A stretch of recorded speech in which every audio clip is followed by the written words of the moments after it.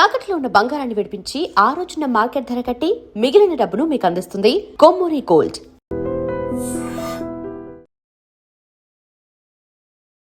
YouTuber Vaishnavi హత్య కేసుకు సంబంధించి భర్త హరిబాబు ఆరోగ్యం క్షీణించింది. ఆయన జగిత్యాల జైల్లో ఉండగా తనకి వాంతులు విరేచనాలు అవడంతో బాగా నీరసించిపోయినటువంటి నేపథ్యంలో జగిత్యాల ఆసుపత్రికి అతన్ని తీసుకొచ్చారు. సో ట్రీట్మెంట్ జరుగుతున్నప్పుడు హరిబాబు కొన్ని షాకింగ్ మాటలు మాట్లాడిన పరిస్థితుంది. ఏమంటాడంటే హరిబాబు తనకు ట్రీట్మెంట్ జరుగుతున్నప్పుడు నాకు అసలు ట్రీట్మెంట్ అవసరం లేదు, నాకెందుకు ట్రీట్మెంట్ చేస్తున్నారు, నాకు అసలు నిజంగా బతకాలని లేదు, వైద్యులతో కూడా చికిత్స అందించేటువంటి వైద్యులతో కూడా తనకి వైద్యానికి పూర్తిగా నిరాకరించినట్టుగా తెలుస్తోంది.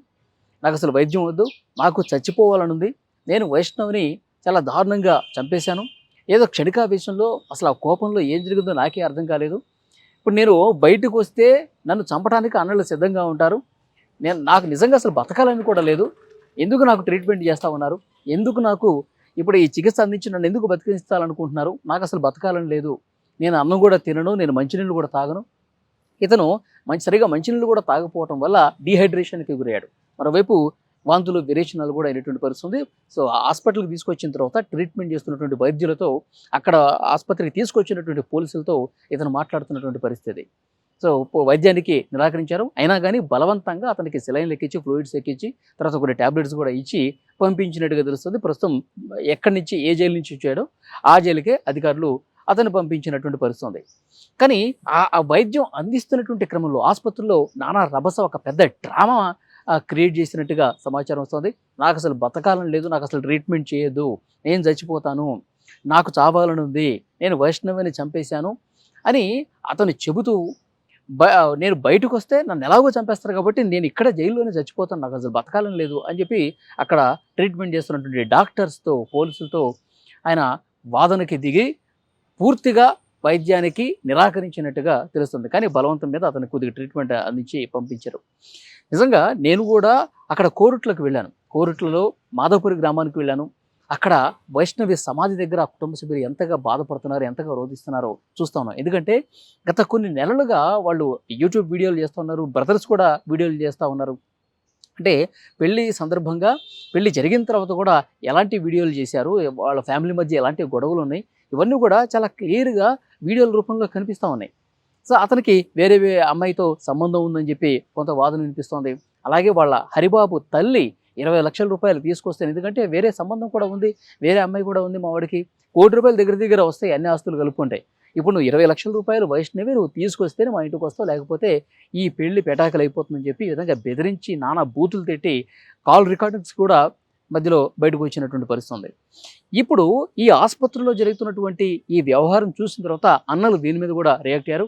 వాడి ఆరోగ్యం బాగానే ఉంది, వాడని నాటకాలు ఆడుతూ ఉన్నాడు, శిక్ష నుంచి తప్పించుకునేటువంటి ఒక ప్రయత్నంలో భాగంగా ఈ విధంగా మాట్లాడుతూ ఉన్నాడు, వాడిని అసలు నమ్మటానికి లేదు, వాడు ఎప్పుడైతే బయటకు వస్తాడో వాడి సంగతి చూస్తాం, చట్టం తన పని తాను చేసుకుపోతుంది, వాడికి ఏదో కోర్టు శిక్ష వేస్తుంది, జైల్లోనే ఉంటాడు, మళ్ళీ బెయిల్ వస్తుంది, ఇది మాకు అసలు అవసరం లేదు, వాడు బయటికి తీసుకురండి, మాకు అప్పగించండి, మేమే చంపేస్తామని చెప్పి అన్నలు, కుటుంబ సభ్యులు అందరూ కూడా పెద్ద ఎత్తున ఆందోళన చేస్తూ ఉన్నారు. మొన్న అంబేద్కర్ చౌరస్తా దగ్గర ఉగాది పండుగ రోజు కూడా అక్కడ చౌరస్తా దగ్గర ఆ రోజు నేను అక్కడికి రిపోర్టింగ్కి వెళ్ళినప్పుడు అక్కడ చాలామంది స్థానిక ప్రజలు కూడా ఈ కుటుంబానికి అండగా నిలబడి హరిబాబు లాంటి ఒక రాక్షసుడిని పోలీసులు అరెస్ట్ చేసి జైల్లో పెట్టారు, కానీ వాడికి ఆ శిక్ష కరెక్ట్ కాదు, జైల్లో పెట్టడం కరెక్ట్ కాదని చెప్పి ఆ గ్రామస్తులే కాదు చుట్టుపక్కల ఉన్న చాలామంది కూడా వైష్ణవి కుటుంబానికి అండగా నిలిచారు. కోరుట్ల మెయిన్ సెంటర్ అంబేద్కర్ చౌరస్తా దగ్గర దిగ్బంధనం చేసి వాహనాలను ఎక్కడికక్కడ ఆపేసి వైష్ణవికి న్యాయం చేయాలి, వైష్ణవి కుటుంబానికి న్యాయం చేయాలంటూ అక్కడ పెద్ద ఎత్తున ఆందోళన చేసినటువంటి కూడా పరిస్థితి కూడా ఉంది. ఆ సమయంలో నేను అక్కడే ఉన్నాను, వాళ్ళ అభిప్రాయాలు కూడా తీసుకున్నా. ఆ తర్వాత వైష్ణవి సమాధి దగ్గర అన్న ఏ విధంగా రోధించాడో మనకు తెలుసు. ఎందుకంటే చిన్నప్పటి నుంచి మొన్న పెళ్లి చేసి ఆ కార్యక్రమం చేసే వరకు కూడా వాళ్ళు ఎంత బాండింగ్ పెంచుకున్నారో. సొంత అన్న అయితే నిజంగా సమాధి మీద పడుకొని ఇక నా వైష్ణవి లేదు, నా చెల్లి నాకు లేదు, నా చెల్లి దూరం అయిందంటే అసలు నేను నమ్మలేకపోతున్నాను, చెల్లి నువ్వు అసలు మమ్మల్ని వదిలేసి ఎట్లా వెళ్ళిపోయావురా, ఆ దుర్మార్గుడు ఇంత దారుణం చేస్తాడని అసలు అనుకోలేదు, నేను మంచిగా చూసుకుంటాడు, నీ మీద ప్రేమ ఉందని చెప్పి మేము పెళ్లి చేస్తే ఇంకా పెళ్ళి సంవత్సరం కూడా కాకముందే 8 నెలలకే నీ కడుపులో 4 నెలల బిడ్డ ఉండగానే ఇంత దారుణంగా వాడు చంపేస్తాడని చెప్పి అసలు నిజంగా వాళ్ళు కన్నీళ్లు పెట్టుకుంటూ సమాధి మీద పడుకుని వాళ్ళు కనీసం అన్నపానీయాలు లేకుండా కనీసం వాటర్ కూడా తాగకుండా వాళ్ళు అంతా రోధిస్తూ ఉన్నారు. రోజులు గడుస్తున్న కొద్దీ ఇంకా వాళ్ళ బాధ ఎక్కువ అవుతుంది కానీ ఎక్కడ తగ్గినటువంటి పరిస్థితి. అంటే చెల్లెల మీద అన్నలు ఎంత ప్రేమ పెంచుకున్నారు, చెల్లెల జీవితం బాగుండాలని చెప్పి ఎంత బలంగా కోరుకున్నారు. కానీ ఆల్ ఆఫ్ సడన్ ఒక్కసారిగా ఈ విధంగా కావడంతో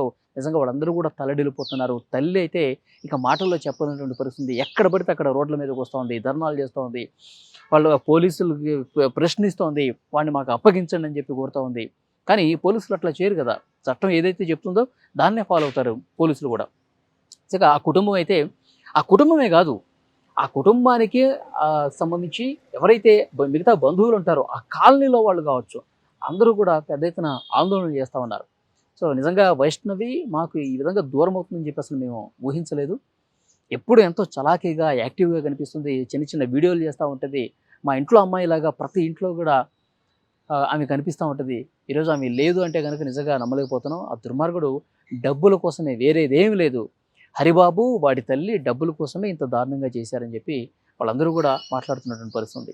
వీడిప్పుడు ఆసుపత్రిలో పెద్ద ఒక హైడ్రామా క్రియేట్ చేశాడు.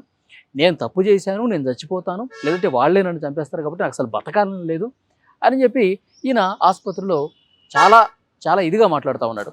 కానీ వైద్యులు ఏదో బలవంతంగా ట్రీట్మెంట్ చేసి మళ్ళీ జైలుకి పంపించేటటువంటి పరిస్థితి. కానీ జైల్లో ఒక గంట కనిపెడుతూ ఉండాలి. మళ్ళీ వీడు జైల్లో మళ్ళీ ఏదైనా నాటకాలు కూడా చేస్తూ ఉండొచ్చు. జైల్లో వైష్ణవిని నేను చంపేశాను కాబట్టి నన్ను కూడా ఇక్కడ ఏదో ఉరిశిక్ష చేస్తారు, లేకపోతే పోలీసులు చంపేస్తారని చెప్పి ఇక్కడ కూడా ఏదైనా హైడ్రామా క్రియేట్ చేసి కాబట్టి అక్కడ జైల్లో ఉన్నటువంటి అధికారులు కూడా హరిబాబుని ఒక కంట కనిపెడుతూ ఉండాలి అని అక్కడ జైల్లో స్థానికంగా ఇన్స్ట్రక్షన్స్ ఇచ్చినట్టుగా తెలుస్తోంది. సో మొత్తానికైతే యూట్యూబర్ వైష్ణవి హత్య మొత్తం కోర్టులోనే కాదు తెలంగాణ వ్యాప్తంగా ఒక సంచలనంగా మారినటువంటి పరిస్థితి ఉంది. కట్నం కోసం భర్త, అత్త వీళ్ళందరూ కూడా ఇంత దుర్మార్గంగా గర్భవతిగా ఉన్నటువంటి వైష్ణవిని, ఒక యూట్యూబర్ వైష్ణవిని చాలా దుర్మార్గంగా చంపేస్తున్నటువంటి పరిస్థితి ఉంది.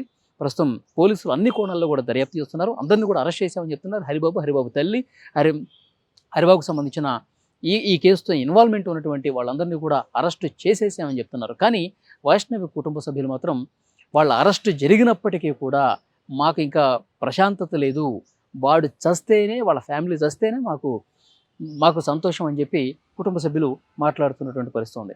సో డెఫినెట్గా చూడాలి. హరిబాబు ఆరోగ్యం ఇప్పుడిప్పుడే కొంత మెరుగుపడుతుంది. ఆయన ఆసుపత్రి నుంచి కూడా డిశ్చార్జ్ చేసి జైలుకు పంపించారు. సో నెక్స్ట్ ఏం జరగబోతుందో చూడాలి. వీలైనంత త్వరగా ఇతనికి శిక్ష పడాలని చెప్పి చాలామంది మహిళా సంఘాలు, ప్రజా సంఘాలు కూడా డిమాండ్ చేస్తున్నారు.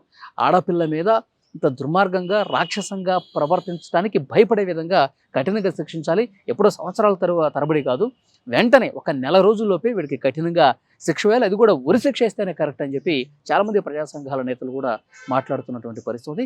ఆసుపత్రులు అయితే ఒక పెద్ద డ్రామా అయితే నడిపించినటువంటి పరిస్థితి. సో చూడాలి ఫర్దర్గా ఇంకా ఎలాంటి విషయాలు ఈ కేసుకు సంబంధించి బయటకు వస్తాయన్నది. ఈ వీడియో మీద తప్పకుండా మీ అభిప్రాయాన్ని కూడా కామెంట్ రూపంలో తెలియజేయండి.